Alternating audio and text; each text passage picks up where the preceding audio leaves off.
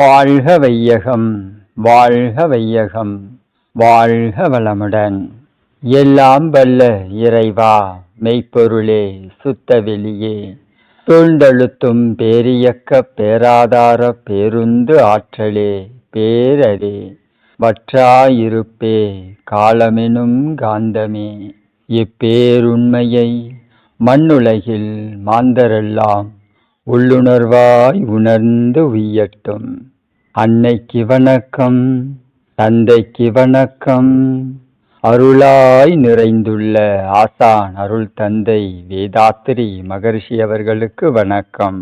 அன்பு குரல் YouTube channel அன்பர்கள் அனைவருக்கும் இனிய வணக்கத்தையும் வாழ்த்தினையும் தெரிவித்துக் கொண்டு இன்றைய சிந்தனைக்கு மனோசக்தி என்ற தலைப்பில் சிந்திப்போம். பகுதி 1. மனோசக்தி இது எத்தகைய சிறப்புடையது? இப்போ நம்மகிட்ட இருக்கிற மனதினுடைய தன்மை எப்படி இருக்கு அப்படிங்கிறத நம்ம கொஞ்சம் சிந்திக்கலாம். இந்த பிரபஞ்ச தன்மாற்றத்திலேயே மிகச்சிறந்த தன்மாற்றம் அப்படிங்கிறது மனிதன் தான். இந்த பிரபஞ்சத்திலேயே மிகவும் வலிமையுடையது அப்படின்னா அது இந்த மனிதனுடைய எண்ணம் தான். அப்ப இவ்வளவு சிறப்பு மிக்க மனித மனம் பெற்றிருந்த போதும் மனிதர்கள் ஏன் துன்பப்படுறாங்க? எதனால அவர்களுக்கு மனோரீதியாகவும் சிக்கல், குழப்பம், பிரச்சனை, உடல் ரீதியாகவும் சிக்கல், குழப்பம், பிரச்சனை. அப்ப ஏதோ ஒரு உண்மை, ஏதோ ஒரு சைன் கொஞ்சம் சரியா இயக்கப்படாமலும் அல்லது அதை சரியாக புரிந்து கொள்ளாமலும் அது சரியாக ஒழுங்கமைக்கப்படாமலும் இருக்கிறது. அதனால தான் இந்த ஒரு மாற்று நிகழ்வு, மாற்று உணர்வு அப்படிங்கிறதுக்குள்ளர நமக்கு டிராவல் ஆகும். நம்முடைய மனதை நம்ம நல்ல முறையில் பராமரித்தோம் அப்படின்னா இந்த மனதை கொண்டு நாம் பெற வேண்டியது எல்லாமே இயல்பாக நடக்கும். தனியாக நாம் அதுக்குன்னு முயற்சி பண்ண வேண்டியது அவசியமே இல்லை. இப்போ நாம் ஒன்றுத்துக்கும் உக்காந்து முயற்சி பண்ணுறோம், அது வேணும் இது வேணுங்கிறதுக்கு பிளானிங் பண்ணுறோம். இந்த மனசு சரியான முறையில் முறைப்படுத்தப்பட்டு விட்டதேயானால் இந்த முயற்சிங்கிறதெல்லாம் தேவையே இல்லை. நம்மளுடைய இந்த உடம்புக்குள்ளர ஆட்டோமேட்டிக் நர்வஸ் சிஸ்டம்னு ஒன்று இருக்கு இல்லையா? தானியங்கி நரம்பு மண்டலம். இந்த பிரபஞ்சம்ங்கிறது எப்படி இயங்குது அப்படின்னா அதுவும் தானாக இயங்குகிறது. தானானா இறைவன் என்ற பேராற்றல் இந்த பிரபஞ்சத்தை, இந்த பூமியை இயக்குகிறது இல்லையா? அதே மாதிரி நம்மளுடைய தானியங்கி நரம்பு மண்டலத்தையும் இறைவன் தான் இயக்கிட்டு இருக்கான். இதை பயன்படுத்தி தான் அவன் நமக்குள்ள செயல்படுறதுக்குறான ப்ராசஸ் நடக்குது. இப்போ நாம் நம்மளுடைய தானியங்கி நரம்பு மண்டலத்தை எப்படி வச்சிருக்கோம் அப்படின்னா அது ரொம்ப பலகீனமாக இருக்கிறது, ரொம்ப டேமேஜாக இருக்கு. இந்த தானியங்கி நரம்பு மண்டலத்துக்கு நிறைய டிஸ்டர்பன்ஸ் வருது. இப்போ இந்த தானியங்கி நரம்பு மண்டலத்துக்குள்ளே என்ன நடக்குது, என்ன இருக்குது அப்படின்னா அதுக்குள்ளேயும் ரத்தம் ஓடுது, அதுக்குள்ளேயும் காற்று ஓடுது, அதுக்குள்ளேயும் நீர், நெருப்பு எல்லா இயக்கமும் நடக்குது, காந்த இயக்கமும் நடக்குது. இப்போ இந்த இயக்கத்தை நாம் என்ன பண்ணுறோம் அப்படின்னா நம்மளுடைய தேவைகளை நம்மளுடைய முயற்சி, நம்மளுடைய செயலாலும் நம்மளுடைய பேச்சாலும் நம்மளுடைய ஒழுங்கற்ற எண்ணங்களாலும் இந்த தானியங்கி நரம்பு மண்டலத்தை டேமேஜ் பண்ணும். இதை நாம் நல்ல முறையில் வச்சுக்கிட்டோம் அப்படின்னா இதுக்குள்ள இறையாற்றல் பூரணமாக இயங்கும். இப்போ இந்த தானியங்கி நரம்பு மண்டலம் பிரபஞ்சத்தில் உள்ள இயக்க அமைப்போடு தொடர்பு கொண்டு அப்படி இந்த உடம்பு சரீரம் இயங்கும்போது இது நமக்கு தேவையானது எல்லாத்தையும் என்ன பண்ணும்? இயற்கையை நம்மக்கிட்ட கொண்டு வந்து சேர்த்துடும். ஆனால் இப்போ நம்மளுடைய தானியங்கி நரம்பு மண்டலம் எப்படி இருக்குது அப்படின்னு ரொம்ப டேமேஜாக இருக்குது, பலகீனமாக இருக்குது. இன்னும் சொல்லப்போனால் பலர் மனசுக்குள்ளார பலர் உடம்புக்குள்ளார அது வந்து கோமா ஸ்டேஜில் இருக்குது. பலருடைய உடம்புக்குள்ளார அது நோய்வாய்ப்பட்டு இருக்குது. அவன் டெய்லி குளுக்கோஸ் போட வேண்டியதாக இருக்குது, டெய்லி அதுக்கு நரம்பு இன்ஜெக்ஷன் பண்ண வேண்டியதாக இருக்குது. சில பேர்த்துக்கு உடம்புக்குள்ளே அது இயங்கவே இல்லை, பாவம் கோமா ஸ்டேஜுக்கு போயிடுச்சு. அப்போ இப்படி வச்சிருக்கிற இந்த நரம்பு மண்டலத்தை வச்சு எப்படி நாம் நம்முடைய தேவைகளை பூர்த்தி செய்து கொள்வது அல்லது வாழ்க்கையை நிறைவாக வாழ்றது? இப்போ இந்த பிரச்சனைக்கெல்லாம் காரணம் இதுதான். இப்போ மதிப்புமிக்க இந்த நரம்பு இயக்கத்தை நாம் நல்ல முறையில் பராமரிக்காததுனால நாம் தான் டேமேஜ் பண்ணுறோம். நம்மளுடைய ஒழுங்கற்ற எண்ணங்கள், நம்முடைய ஒழுங்கற்ற பேச்சு, நம்மளுடைய ஒழுங்கற்ற செயல்பாடுகள் இரத்த ஓட்டம், வெப்ப ஓட்டம், காற்றோட்டத்தை டிஸ்டர்ப் பண்ணுது, திசை திருப்புகிறது, தேக்கம் ஏற்படுத்துகிறது, திசை மாற்றுகிறது, தடுத்து நிறுத்தப்படுது. தேக்கம், திசை மாற்றம், தடுமாற்றம் எல்லாம் நடக்குது. அப்போ இந்த வேலையை நாம் செய்யாமல் இருக்கணும். இப்போ நம்ம உடம்புல ரத்த ஓட்டம், வெப்ப ஓட்டம், காற்றோட்டம் இது தடை ஏற்பட்டால், திசை மாறினால் ஆட்டோமேட்டிக்காக அந்த இடத்துல என்ன ஆகும்? ரசாயன குழப்பம் ஏற்படும். ரசாயன குழப்பம் ஏற்படும். இப்போ இந்த ரசாயன குழப்பத்துக்கு தக்கவாறு நம்மளுடைய நினைவுகள், எண்ணங்கள் திசை திரும்பும். செய்யக்கூடாததெல்லாம் செய்யின்னு நமக்கு இன்ஸ்ட்ரக்ஷன் வரும். உணர்ச்சி வசப்படக்கூடாது, ஆனால் உணர்ச்சி வசப்படுவோம், செய்வோம். கடைசியில் அதனுடைய விளைவு துன்பம், மறுபடியும் பிரச்சனைக்குள்ளே மாட்டிக்குவோம். அந்த இரத்த ஓட்டம், வெப்ப ஓட்டம், காற்றோட்டம் இதில் வந்து தடை ஏற்படக்கூடாது, திசை மாறக்கூடாது, அது வந்து தடுக்கப்படக்கூடாது. அப்படி இருந்தால் தான் அது நல்லபடியாக இயங்கும், ரசாயன மாற்றம் இல்லாமல் இருக்கும். அப்போ இந்த ரசாயன மாற்றங்களை ஏற்படுத்தி கொள்ளாமல் வாழ்வது தான் நம்மளுடைய வாழ்க்கையே. மனிதனுடைய பொறுப்பும் கடமையும் என்ன அப்படின்னா, இந்த கெமிக்கல் ரியாக்ஷன் என்ன பண்ணாலும் கெமிக்கல் ரியாக்ஷன் தான். நீங்கள் பேசினாலும் சிந்திச்சாலும் அது நல்ல பாசிட்டிவாக இருந்தாலும் கெமிக்கல் ரியாக்ஷன், அதுக்கு தகுந்த மாதிரி கெமிக்கல் நம்ம உடம்புக்குள்ளார ஒர்க் ஆகும். நீங்கள் நெகட்டிவாக நினச்சா அதுக்கு தகுந்த மாதிரி கெமிக்கல் நமக்குள்ள சுரக்கும். அப்போ பாசிட்டிவாக திங்க் பண்ணும்போது நம்மளுடைய உடம்புக்கும் உயிருக்கும் அது பாதுகாப்பாக இருக்கும். நல்ல முறையில் பிரெயினுடைய ஸ்ட்ரக்சர், அணுக்களுடைய பிணைப்பு, உருவ தோற்றத்தினுடைய நிலைப்பாடு, இந்த பஞ்சபூதங்கள் இதெல்லாம் வந்து ஒரே மாதிரி ஸ்டேபிளாக இருக்கும். அப்போ இதில் நெகட்டிவான கெமிக்கல் ரியாக்ஷனுக்கு அங்கங்கே குழப்பங்கள் இருக்கும். இப்போ நம்ம உடம்புக்குள்ளார தகவல் பரிமாற்றம்னு ஒன்று நடக்குது. இப்படி வச்சுக்கோங்க, ஒரு தொழிற்சாலைக்குள்ளார 10-20 பிரான்ச் இருக்குது, பிரிவுகள் இருக்குது. இந்த 10-20 பிரான்ச்சும் ஒன்றா சேர்ந்து அவங்கவுங்களுக்கு போகிற இன்ஸ்ட்ரக்ஷன், அவங்கவுங்களுக்கு போக வேண்டிய மெட்டீரியல் இதெல்லாம் போனால் தான் காலையில் ஆரம்பிக்கக்கூடிய ஒர்க்கு ஈவினிங்கில் முடியும்னு வச்சுக்கோங்க.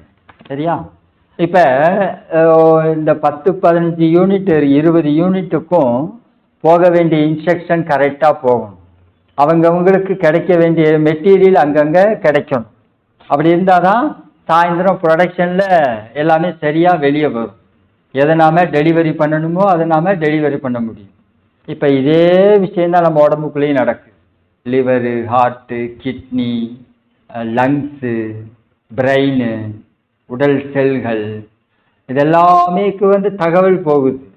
இந்த தகவல் வந்து சரியான முறையில் பரிமாறிக்கொள்ளப்படும் போது நம்முடைய உடம்பு ஆரோக்கியமாக இருக்கும்.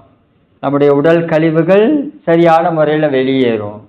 அதே மாதிரி நம்ம சாப்பிட்ட உணவு, உள்ள கொடுத்த உணவு சரியான முறையில் ப்ராசஸ் பண்ணப்படும். ரத்தமாக மாற்றப்படும், சதையாக மாற்றப்படும், கொழுப்பாக மாற்றப்படும், எலும்பாக மாற்றப்படும், மஜ்ஜையாக மாற்றப்படும், ஜீவவித்து குழம்பாக மாற்றப்படும்.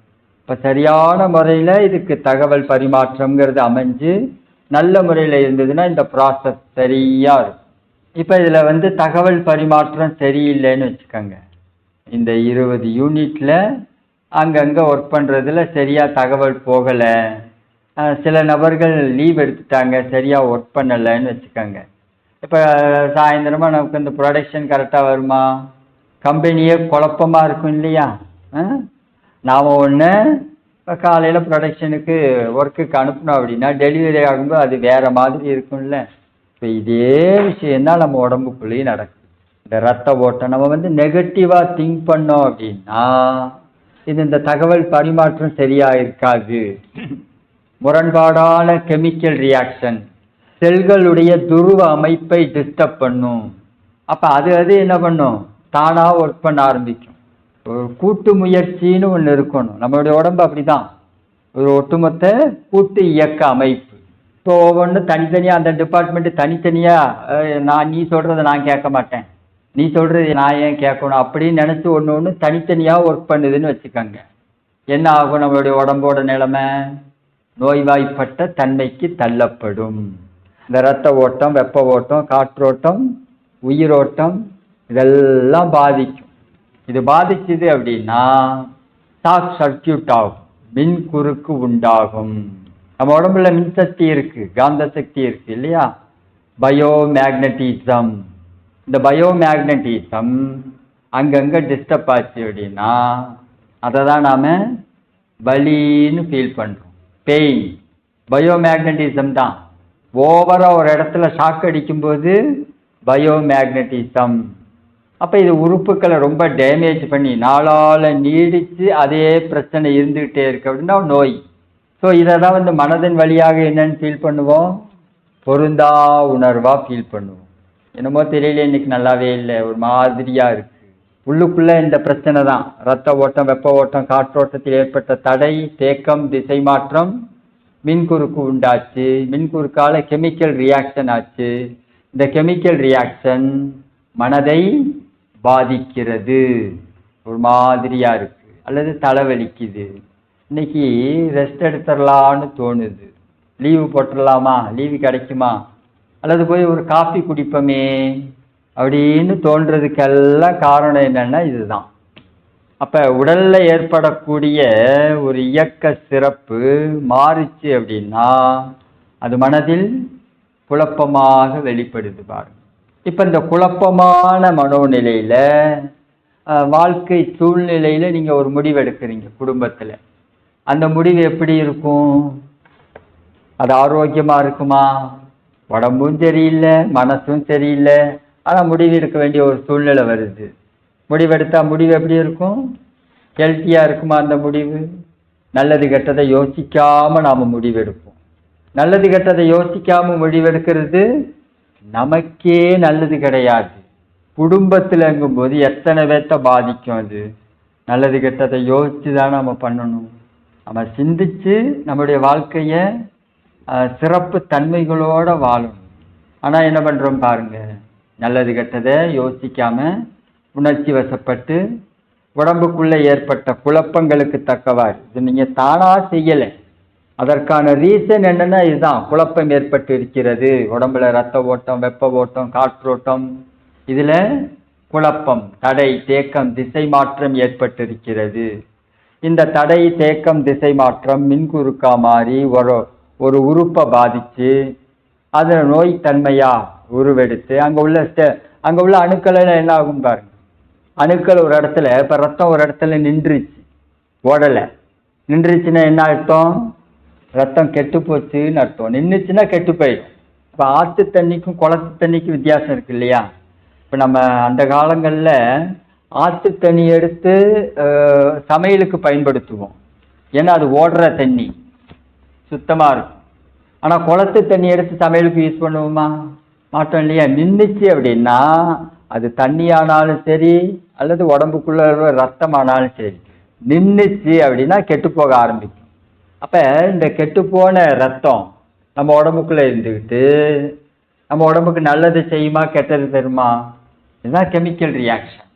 அப்போ ரத்தம் ஓடிக்கிட்டே இருக்கணும், காற்று ஓடிக்கிட்டே இருக்கணும், நிற்கக்கூடாது. வெப்பமும் ஓடிக்கிட்டே இருக்கணும், நிற்கக்கூடாது. நம்முடைய மூளை செல்களுக்கு ஆக்சிஜன் கண்டினியூவாக போய்கிட்டே இருக்கணும். தொடர்ந்து போகலை அப்படின்னா ஆட்டோமேட்டிக்காக என்ன ஆகும்? மூளை தன்னுடைய திறமையை இழந்துவிடும். சிந்திக்கும் குறைபாடு, சோம்பேறித்தனமாக இருக்கும் அல்லது மந்த புத்தியாக இருக்கும். இப்போ தொடர்ந்து மூளைக்கு ஆக்சிஜன் போய்கிட்டே இருக்கணும். 3 நிமிஷம் மட்டும் தொடர்ந்து மூளை செல்களுக்கு ஆக்சிஜன் போகலைன்னு வச்சுக்கோங்க, பிரெயின் செல் எல்லாமே டெத் ஆயிடும், அவ்வளோதான். இப்போ மற்ற உடல் உறுப்புகள் எல்லாம் செல்லு இறந்துச்சுன்னா கூட மறுபடியும் புதுப்பிச்சுக்கலாம், அந்த கெப்பாசிட்டி இருக்குது. ஆனால் பிரெயின் செல்லு மட்டும் 3 நிமிஷம் ஆக்சிஜன் போகாமல் செத்துச்சு அப்படின்னா செத்தது தான், மறுபடியும் உற்பத்தி ஆகாது. சயின்ஸு இதை நம்ம உடம்புல இருக்கு. அதனால தான் இறைவன் என்ன பண்ணியிருக்கான் பாருங்க, மூளைக்கு பக்கத்தில் கொண்டு போய் மூக்க வச்சிருக்கான். மூளைக்கு பக்கத்தில் கொண்டு போய் மூக்க வச்சதுனால நாம் சுவாசிக்கும் போதே பிரெயின் என்ன பண்ணுது, ஆக்சிஜனை ஃபுல்லாக அப்சர்வ் பண்ணிக்கு. எவ்வளோ பெரிய அறிவாளி பாருங்க அவன், அவ்வளோ பெரிய டெக்னாலஜியை நமக்குள்ளே கொடுத்து மூளைக்கு பக்கத்திலேயே மூக்க வச்சு அப்படி காற்றை இழுக்கும் போதே உள்ள பிரெயினுக்கு போக. அதனால தான் வாயில் மூச்சு விடாதன்னு சொல்கிறோம் இல்லையா, வாயில் மூச்சு விடக்கூடாது. மூச்சு விடுறதெல்லாம் மூக்கில் தான் மூச்சு விடும். ஏன்னா அப்போ தான் ஆக்சிஜன் உள்ளே போகும், மூளைக்கு கிடைக்கும். வாயில் விட்டோம் அப்படின்னா எங்கே போகும்?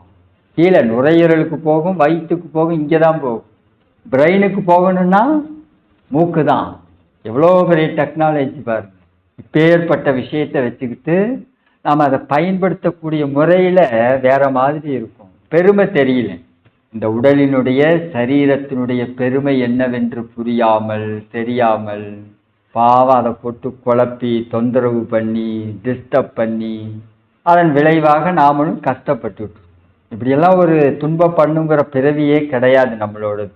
இதெல்லாம் துன்பப்பட வேண்டிய பிறவியோ அல்லது இப்படிப்பட்ட ஒரு ஸ்ட்ரெச்சரோ நம்மளுடைய உடலமைப்பு இல்லவே இல்லை. மருந்தன வேண்டாவாம் யாக்கைக்கு அற்றது போற்றி உண்டின். வள்ளுவர் ஞான பெருமகனார் மருந்துன்னு ஒன்று இந்த உடம்புக்கு தேவையே இல்லைங்கிறார். தேவையே இல்லை.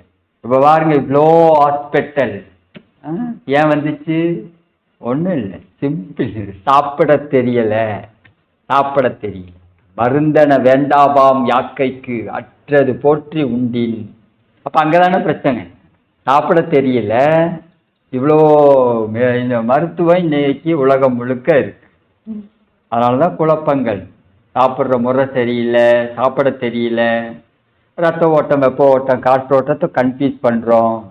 இதன் விளைவாக உடல் உறுப்புகள் பாதிக்கப்படுகின்றன.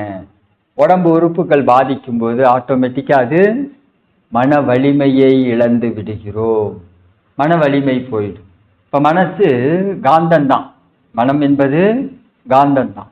இப்போ நம்மளோட உடம்புல நோய்வாய்ப்பட்ட தன்மை இருந்துச்சுன்னா ஜீவகாந்தத்தினுடைய அழுத்தம் அடர்த்தி இருக்கவே இருக்காது. நோய்வாய்ப்பட்ட தன்மை அப்படின்னா ஜீவகாந்தம் அடர்த்தியாக இருக்காது, குவாலிட்டியாகவும் இருக்காது, குவான்டிட்டியாகவும் இருக்காது. அப்போ குவாலிட்டியான ஜீவகாந்தம், குவான்டிட்டியான ஜீவகாந்தம் தான் மனோசக்தி. மனோசக்திங்கிறது அதுதான்.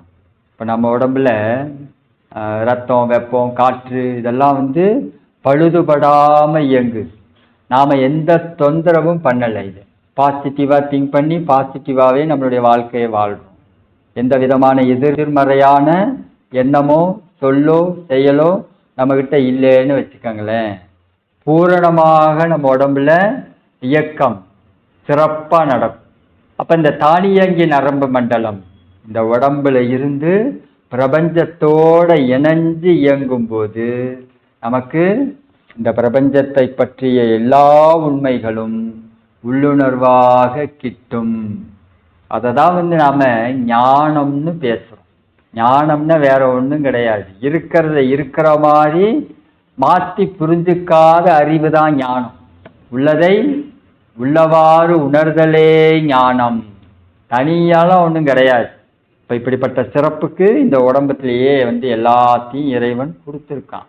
அதை நாம் தொந்தரவு பண்ணாமல் இருந்தால் மட்டும் போதும். இப்போ மனோசக்தி நமக்கு பெருகணும், நல்ல முறையில் இயங்கணும் அப்படின்னா நாம் வெறுமனே மனதில் மட்டுமே அதற்கான ப்ராசஸ் ஒர்க்கு அப்படின்னு இல்லை. உயிரினுடைய படற்கை தான் மனசு அப்படிங்கிறாங்க மகிழ்ச்சி. உயிரின் படற்கை நிலையே மனம். அப்போ உயிர் நல்லா இருந்தால் தான் உயிரினுடைய ஆற்றலான மனமும் நல்லா இருக்கும். இப்போ உயிர் நல்லா இல்லை அப்படின்னா மனசும் நல்லா இருக்காது. அப்போ நம்மளுடைய உடம்புல மனசு எங்கே இருந்து செயல்படுது, அது மனமாக இயங்கக்கூடிய உறுப்பு என்ன அப்படின்னு பார்த்தா அது நம்மளுடைய பிரெயின் தான். மூளை செல்கள் வழியாக ஆற்றல் ஜீவகாந்த சக்தி வெளியேறும்போது அதற்கு பெயர் தான் மனம்.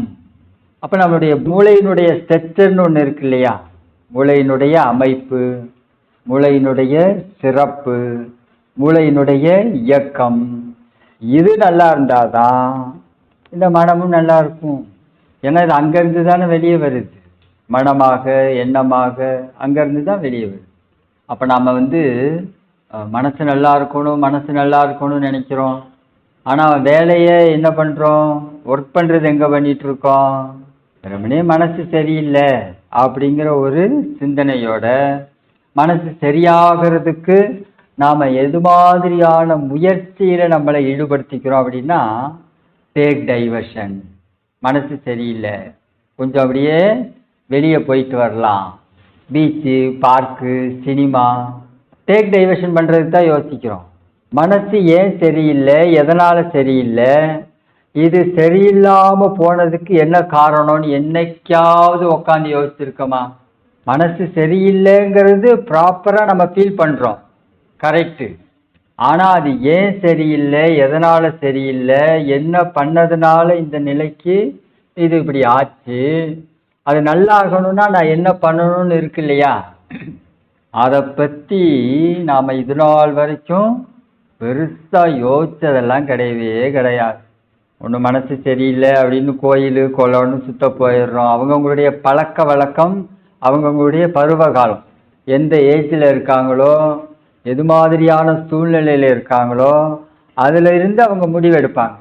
டேக் டைவர்ஷன், பொழுதுபோக்குதல் அல்லது சினிமா ட்ராமான்னு அப்படி மனசை கொண்டு வேறு மாதிரி திசை திருப்புறது. இப்படி தான் நாம் ஒரு மெத்தேடை ஃபாலோ பண்ணுறோமே ஒழிய மனதை சரிபடுத்தக்கூடிய முறை என்னன்னு நாம் இது நாள் வரைக்கும் யோசிச்சது. இப்போ மனதை நாம் சரி பண்ணணும், நல்லபடியாக வச்சுக்கணும் அப்படின்னா நம்முடைய மூளை செல்கள் நல்லா இருக்கணும், மூளையினுடைய இயக்கம் நல்லா இருக்கணும், உறுப்பாக இருக்கக்கூடிய பிட்யூட்டரி பீனியல் கிளாண்டு நல்லா இருக்கணும். இப்போ நம்மளுடைய இந்த பருவுடலுக்கு கண்ணு காது மூக்குன்னு புலன்கள் இருக்கு இல்லையா, இப்போ நம்மளுடைய தோல் அப்படிங்கிறது உடல் உறுப்புகளுக்குள்ளே இருக்கக்கூடிய எல்லா தோலும் நம்மளுடைய தோலோடு தொடர்பு இருக்குது. இப்போ நாம் இந்த தோல் மேலே தவம் பண்ணும்போது ஹார்ட்டு, லங்ஸு, கிட்னி இதனுடைய உள்ளுறுப்புகள் மேலே பரப்பல இருக்கக்கூடிய தோல் எல்லாமே என்ன ஆகும், அதனுடைய தன்மை மாறும். இங்கே தவம் பண்ணும்போது அதனுடைய தன்மையும் மாறும். எல்லா இடத்துலையும் தோல் இருக்குது, தோல் இல்லாத இடம் கிடையாது. வெளியே பார்த்தோம்னா அதை நம்ம தோல்னு பேசுகிறோம், அது உடம்புக்குள்ளே இருக்குது. அப்போ ஒவ்வொரு உறுப்பினுடைய மேல்பரப்பும் தோல் தானே, தோல் தான். அப்போ நம்ம இங்கே தவம் பண்ணும்போது அது சரியாகும். அதே மாதிரி நாக்கு மேலே தவம் பண்ணும்போது நாக்குக்கும் நம்மளுடைய இதயத்துக்கும் நாக்குக்கும் நேரடியாக தொடர்பு இருக்கு. நம்முடைய இதயம் நாக்கு இறைப்பையுக்கும் நேரடியாக தொடர்பு இருக்கிறது, டைரெக்டாக தொடர்பு இருக்கு. இப்போ நம்ம ஹார்ட்டு ப்ராப்ளம் அப்படின்னா கொஞ்சம் ஒரு தடவை அட்டாக் வந்திருக்கு அப்படின்னா ஏதாவது எமர்ஜென்சிக்குன்னு ஒரு மாத்திரை கொடுப்பாங்க. அடுத்த தடவை ஏதாவது ஆச்சு அப்படின்னா இந்த மாத்திரையை நாக்கு கடியில் வச்சுட்டு ஓடி வந்துருங்க அப்படின்னு ஒரு ப்ராசஸ் இருக்குது. இப்போ இந்த நாக்குக்கு அடியில் அந்த மாத்திரையை வச்சோன்னா இந்த நாக்கினுடைய தன்மை இதயத்தோடு டைரெக்டாக தொடர்பில் இருக்கிறதுனால அந்த அந்த ஹார்ட்டினுடைய ஃபங்க்ஷனை அது ஒழுங்காக வச்சுக்கும் இந்த கொஞ்ச நேரம் வரைக்கும். அப்புறம் அங்கே டாக்டர்கிட்ட போனால் அவங்க அதை ட்ரீட்மெண்ட்டு பார்த்து இதை ரெடி பண்ணிக்குவாங்க. ஸோ இந்த ப்ராசஸ் தான் பாருங்கள், நாக்குக்கும் நம்முடைய இதயத்துக்கும் டைரெக்டாக கனெக்ஷன் இருக்குது. நம்முடைய உதடுக்கும் மண்ணீரலுக்கும் டைரெக்டாக கனெக்ஷன் இருக்கு. இப்போ நம்மளுடைய மண்ணீரல் என்ன பண்ணுது அப்படின்னா, மண்ணீரல் உடல் நோய் எதிர்ப்பு சக்தியாகிய வெள்ளை அணுக்களை எல்லாம் உற்பத்தி பண்ணுறது மண்ணீரல் தான். ஒயிட் செல் இந்த ப்ரொடக்ஷன் பண்ணுறதெல்லாம் மண்ணீரல் தான். இப்போ இந்த மண்ணீரல் நல்லா இருக்கும் நல்லா இல்லை அப்படிங்கிறத நம்ம உதட்டை வச்சே கண்டுபிடிச்சிடலாம். நம்ம உதடு வெடித்து போகுது அல்லது உதடு ட்ரையாக இருக்குன்னா மண்ணீரலில் ஏதோ ப்ராப்ளம்னு அர்த்தம்.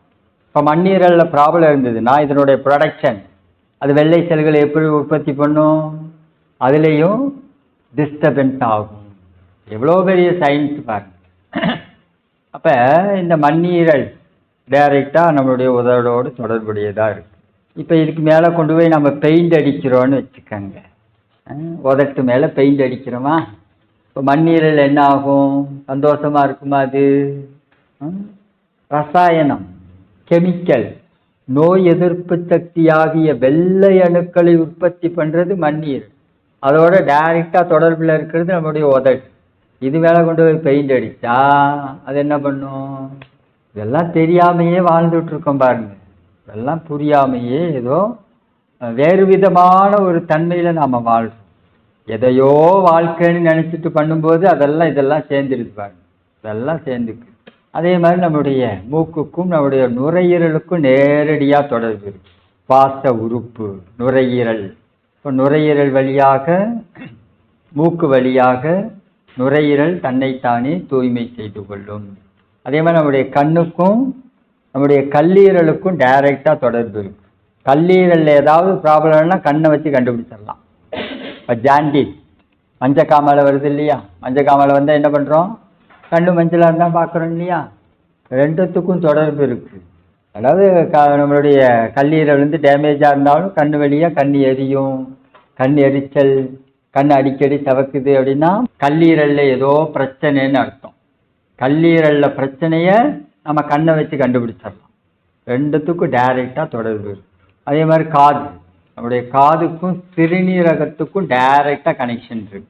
அப்போ இது எல்லாத்து மேலேயும் நாம் தபம் பண்ணும்போது அந்தந்த உள்ளுறுப்புகள் தன்னைத்தானே தகவமைத்து கொள்கிறது. அதனால தான் மகிழ்ச்சி இந்த பயிற்சியெல்லாம் கொடுத்தாங்க நமக்கு. இப்போ இதே மாதிரி நம்மளுடைய பிரெயின் இருக்கு இல்லையா, மூளை. இப்போ இதுக்காக தான் இதை சொல்ல வந்தேன்.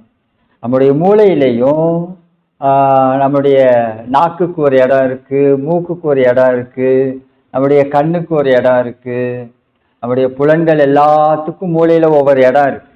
அந்தந்த இடத்துல உள்ள செல்கள் நல்லபடியாக இயங்குச்சுன்னா ஆட்டோமேட்டிக்காக அந்த தகவல் எல்லாம் எதிலிருந்து போகுது? கண்ணுக்கு, காதுக்கு, மூக்குக்கு, பிரெயின் வழியாக தான் டிரான்ஸ்ஃபர் ஆகுது. அப்போ பிரெயினில் இருக்கக்கூடிய அந்தந்த இடம் ஆற்றலோடு இருந்துச்சு அப்படின்னா அந்த தகவல் பரிமாற்றங்கிறது ஒரே மாதிரி நல்லா இருக்கும். இல்லைன்னா தகவல் போகும்போதே ஸ்கிப் ஆகும். ஸ்கிப் ஆச்சுன்னா என்ன ஆகும்? அந்த ஒர்க்கு நடக்காது. தேக்கம், தடை, திசை மாற்றம். இந்த உறுப்புக்கு கொடுத்த ஒர்க்கை, கல்லீரலுக்கு கொடுத்த ஒர்க்கை எடுத்து கொண்டு போய் மண்ணீரல் செய்யுதுன்னு வச்சுக்கோங்க. மண்ணீரல் செய்யுது. என்ன கல்லீரல் என்ன பண்ணுது? ரத்தத்தை சுத்தம் பண்ணுற வேலையை செய்யுது. இந்த வேலையை கொண்டு போய் மண்ணீரல்கிட்ட கொடுத்தோன்னு வச்சுக்கோங்க. அது என்ன பண்ணும்? அதுக்கு வெள்ளை செல்களை உற்பத்தி பண்ண தான் தெரியும். அதுக்கு ரத்தத்தை சுத்தம் பண்ண தெரியுமா? அப்போ சுத்தம் பண்ணு அப்படிங்கிற வார்த்தை மட்டும் கிடைக்கும். அப்போ சுத்தம் பண்ணணும் அப்படின்னா இது என்ன பண்ணும்? வெள்ளை செல்களை அதிகமாக ப்ரொடக்ஷன் பண்ணணுமோ அப்படின்னு சொல்லிட்டு அதிகமாக ப்ரொடக்ஷன் பண்ணணும்.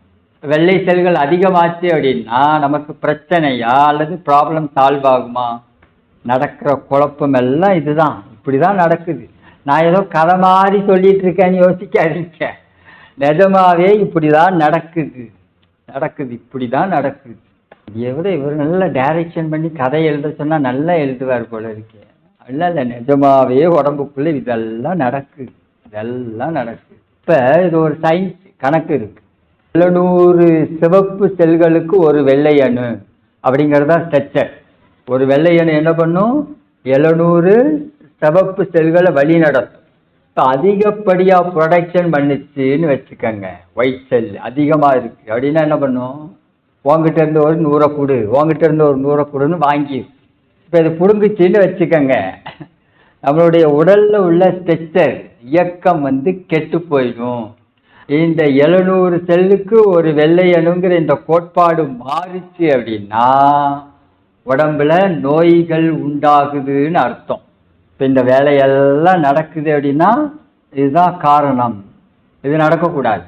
700 சகப்பணுக்களை ஒரு வெள்ளை அணு வழி நடத்தும். இந்த கோட்பாடுங்கிறது மாறக்கூடாது, மீறக்கூடாது. அப்படி மாறிச்சு அப்படின்னா உடம்புல நோயின்னு அர்த்தம்.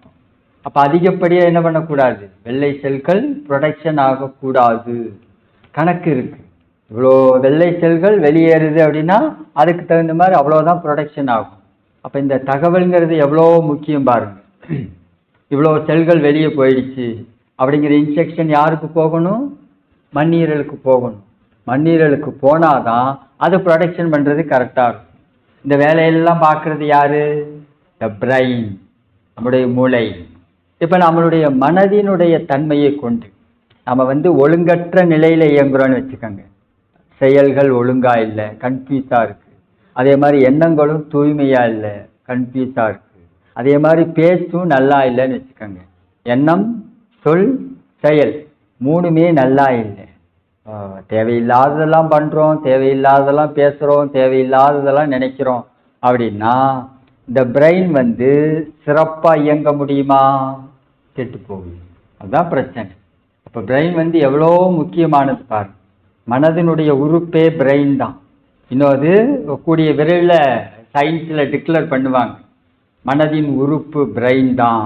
பிரெயின் மூலமாக தான் இவ்வளோ விஷயமும் மனம் என்று நடந்து கொண்டு இருக்கிறது அப்படிங்கிறது இன்னும் கொஞ்ச நாளில் டிக்ளேர் பண்ணுவாங்க. ஸோ அதை நோக்கி ஆராய்ச்சியிலெல்லாம் போய்கிட்டே இருக்கு.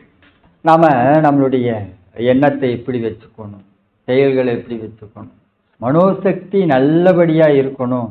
இந்த பிரபஞ்சத்தையே கட்டி ஆளக்கூடியது மனித மனதினுடைய சக்தி. அது எந்த அளவுக்கு நல்லா இருந்தது அப்படின்னா இந்த நிகழ்ச்சி நடக்கும். அப்போ எந்த அளவுக்கு சிறப்போடு அது உருவாக்கப்பட்டதுன்னா இந்த ஒரு பெருமையோடு அது இயங்கும். ஆனால் நாம் என்ன பண்ணிட்டு இருக்கோம், அது இடையில கொலாப்ஸ் பண்ணுறோம், குழப்புறோம், மனசை போட்டு குழப்பிக்கிறோம், கன்ஃபியூஸ் பண்ணிக்கிறோம்.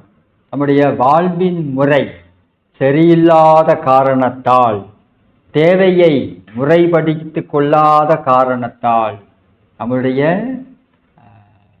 உடலினுடைய மதிப்பு, மனதினுடைய மதிப்பு இதெல்லாமே ஸ்பாயில் ஆகும், நிலை குலைந்து போகிறது. ஆட்டோமேட்டிக் நர்வஸ் சிஸ்டம் அப்படி அலறுது, டேமேஜ் ஆகுது. அப்படி இதெல்லாம் டேமேஜ் ஆச்சு அப்படின்னா அந்த வெளியில் எதையும் தொடர்பு கொள்ள முடியாது. இப்போ உடம்புக்குள்ளே நடக்கக்கூடிய நிகழ்ச்சிகளே அங்கங்கே தகவல் போகணும் வரணுங்கிறது இருக்குது. பிரபஞ்சத்தில் உள்ள தொடர்புகளோட இப்போ உடம்புக்குள்ளே இருக்கக்கூடிய பஞ்சபூதம், வெளியே இருக்கக்கூடிய பஞ்சபூதத்தோட நல்ல முறையில் தொடர்பு கொள்ளணும் அப்படின்னா இந்த ஆட்டோமேட்டிக் நர்வஸ் சிஸ்டம் இருக்கு இல்லையா, அது நல்லா இருக்கணும். அது நல்லா இருந்தால் தான் இது மூலமாக தான் அந்த வெளியில் உள்ள இயக்கங்களோட எல்லாம் தொடர்பு கொள்ள முடியுது. அது அந்த சிறப்பு அதுக்கு தான் இருக்குது. அப்போ இதை நாம் நல்லபடியாக வச்சுக்கணும் இல்லையா. நம்ம உடம்புக்குள்ள இருக்க பஞ்சபூதத்தை நல்லபடியாக வச்சுக்கிட்டா, நம்மளுடைய ஆட்டோமேட்டிக் நர்வஸ் சிஸ்டத்தை நல்லபடியாக வச்சுக்கிட்டா வெளியில் தொடர்பு கொள்ளக்கூடியதில் நல்லபடியாக தொடர்பு கொள்ளலாம். சிம்பிளாக சொல்லணும் அப்படின்னா இப்போ பஞ்சபூத நவகிரக தபம் பண்ணுறோம் அப்படின்னா சூரியனை நினச்சா சூரியனை நாம் என்ன பண்ணலாம், மிங்கிள் ஆயிடலாம், அதுவாகவே நாம் மாறிடலாம். நினச்சிக்கிட்டு இருக்கிறத தாண்டி அதுவாகவே நம்மளால் பாவிக்க முடியும், மாற முடியும். அந்த அளவு சிறப்பு நம்மக்கிட்ட இருக்குது. ஆனால் அது பயன்பாட்டுக்கு வராமல் இருக்கு, பயன்பாட்டுக்கு வரமாட்டேங்குது.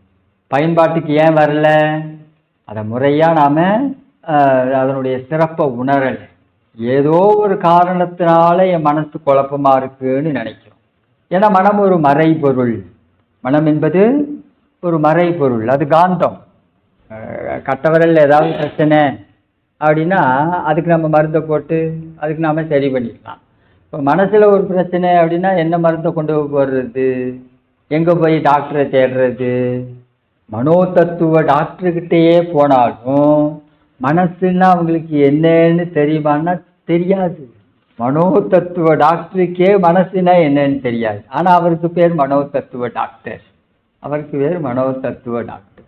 அப்போ இதுதான் அதனுடைய சயின்ஸுங்கிறத நாம் புரிஞ்சுக்கிட்டு நம்மளுடைய ரத்த ஓட்டம், வெப்ப ஓட்டம், காற்றோட்டத்தை நல்லபடியாக பராமரித்து நம்மளுடைய செயல், எண்ணம், சொல், செயலை தூய்மையாக வச்சுக்கிட்டா போதும். எல்லாமே சிறப்பாக நடக்கும். எல்லாமே சிறப்பாக நடக்கும். இந்த இடத்துல தான் வந்து குழப்பம் வருது. நம்ம என்ன பண்ணுறோம் அப்படின்னா, இது எல்லாத்தையும் நான் தான் பண்ணுறேன், நான் தான் யோசிக்கிறேன், இது நான் தான் வந்து இதற்கான செயல்கள் எல்லாம் என்கிட்ட தான் இருக்குது, இது என்னால் தான் நடக்குதுன்னு யோசிக்கிறோம் இல்லையா? இந்த ஒரு தவறு எல்லா குழப்பங்களுக்கும் மூல காரணமாக இருக்கிறது. என்னால் தான் எல்லாமே நடக்குது. ஒரு விஷயத்தை பண்ணுறோம், பேசுகிறோம், வைக்கிறோம் அப்படின்னா இது என்னால் தான் நடக்குதுன்னு நம்ம யோசிக்கிறோம். இது எல்லாத்தையும் உள்ளே இருந்து ஒரு ஆற்றல் இயக்கி கொண்டிருக்கிறது அப்படிங்கிறத புரிஞ்சுக்கிறது இல்லை. அதை வந்து நாம் கொஞ்சம் மாற்றி புரிஞ்சுக்கிட்டதுனால இப்போ ஞான மார்க்கத்துக்கு வந்தாலும் நம்மளால தான் நம்மளுடைய வாழ்க்கை நல்லது கெட்டது நடக்குதுங்கிறது தான் உண்மை. ஆனால் அது ஞான மார்க்கத்தில் இல்லாமல் அதை புரிஞ்சுக்கும்போது, அறிவின் குறைபாடோடு புரிஞ்சுக்கும்போது, ஒரு தன்முனைப்போடு இருந்து என்னால் தான் நடக்குதுன்னு யோசிக்கிறோம். ஒரு அகம்பாவத்தோடு இருந்து என்னால் தான் நடக்குதுன்னு யோசிக்கிறோம். ஆனால் அகம்பாவம் இல்லாமல், தன்முனைப்பு இல்லாமல் நடக்கிற சகலபல குற்றங்களுக்கும் பிழைகளுக்கும் நான் காரணம். என்னை இறைநிலை வழி நடத்துகிறது. அப்போ நான் என்னுடைய செயல்களை ஒழுங்காக வச்சுக்கணும்னு யோசிச்சா, இது அகம்பாவம் இல்லாமல் அவனை முன்னிறுத்தி, அறிவை முன்னிறுத்தி அவனுக்கு மதிப்பு கொடுத்து, உயிருக்கு மதிப்பு கொடுத்து, உடம்புக்கு மதிப்பு கொடுத்து, மனதுக்கு மதிப்பு கொடுத்து, மதிப்பு குலையாமல் அதை பயன்படுத்தும் போது அதற்கு பெயர் ஞான மார்க்கம். உடலினுடைய, மனதினுடைய, உயிரினுடைய மதிப்பு குலையாமல், அறிவினுடைய தன்மை மாறாமல், தரம் மாறாமல் அதை பயன்படுத்தும் போது அதற்கு பெயர் ஞான மார்க்கம். ரெண்டுத்துக்கும் பாருங்க, சின்ன வித்தியாசம்தான்.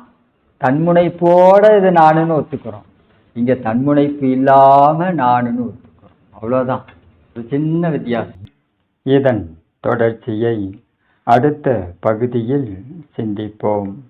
இந்த சிந்தனை உங்களுக்கு பிடித்திருந்தால் நம்மளுடைய யூடியூப் சேனலை சப்ஸ்கிரைப் பண்ணிக்கோங்க. தெரிந்த அன்பர்களுக்கு ஷேர் பண்ணுங்க. இந்த சிந்தனை பற்றிய கருத்துக்கள் வரவேற்கப்படுகின்றன. நன்றி, வாழ்த்துக்கள், வாழ்க வளமுடன்.